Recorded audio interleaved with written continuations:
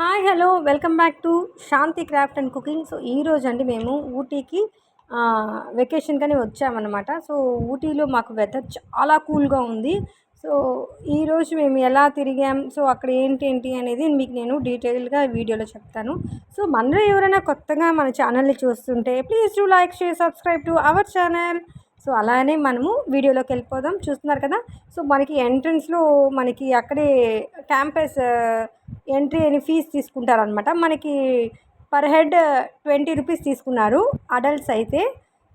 అలానే boating timings ఏమంటే మనకి 9 to 5 o'clock వరకు మనకి ఈ బోటింగ్స్ అనేది అవైలబుల్ ఉంటాయన్నమాట.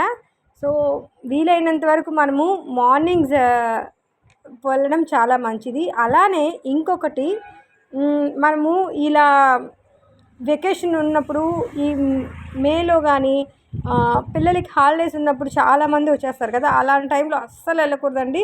సో మేము అదే ఫేస్ చేసాము. నేను ఫస్ట్ టైం అనమాట ఊటీకి రావడం. సో అది మాకు చాలా వరకు ఇదయ్యింది. సో మీరు కూడా ఎప్పుడైనా morning or late afternoon to avoid the peak crowds and get beautiful view అని నేను చెప్తానమాట. సో మీరు కూడా అలానే యూస్ చేసుకోవచ్చు. మనకి ఊటీ యొక్క అందాన్ని మనము చూడాలంటే ప్రశాంతంగా ఉన్నప్పుడే మనం చూడొచ్చు. గజిబిజిగా గందరగోళంగా ఉంటే అసలు మనం ఏం చూడలేము. అసలు చూస్తున్నారు కదా, చాలామంది మనకి క్రౌడ్ అయితే చాలా ఎక్కువ ఉందన్నమాట. సో మేము బోటింగ్ అని అడిగాము, మాకు చాలాసేపు టైమింగ్ చెప్పారు. సో మేము వెయిట్ చేసి వెళ్ళేసి వచ్చామన్నమాట. అలానే మనకి దాని తర్వాత ఫ్లవర్స్ గార్డెన్స్ ఉన్నాయి. మనకి తినడానికి చాలా వరకు మనకి స్టాల్స్ ఉన్నాయి. షాపింగ్ అనేసి స్టాల్స్ ఉన్నాయి. మనకి చాలా ఉపయోగపడుతుందండి. ఇలా ఎప్పుడైనా ఫస్ట్ టైం అయితే మీరు వెళ్ళాలనుకున్నప్పుడు మాత్రము క్రౌడ్ ఉన్నప్పుడు వెళ్ళకండి. క్రౌడ్ లేనప్పుడు వెళ్ళారనుకోండి మనకి మంచిగా ఆ వ్యూని అనేది ఎంజాయ్ చేయొచ్చు. సో మనకి ఆ వాటర్లో వాళ్ళు తిప్పుతారు కదా, బోటింగ్స్ కూడా మీకు నేను కాస్ట్ చెప్తాను ఈరోజు. అదే పెడల్ బోటింగ్ అయితే మనకి 250 per 2 seats అనమాట. అదే రోప్ బోటింగ్ అయితే మనకి 400 for 4 seats. మనకి మోటార్ బోటింగ్ ఉంటుంది కదా, అది 800 to 1400 అలా పడుతుందని మాకు చెప్పారనమాట. సో మీకు నేను అదే చెప్తున్నాను, ఆ బోట్ బట్టి మనకి కాస్ట్ అనేది డిపెండ్ అయి ఉంటుంది.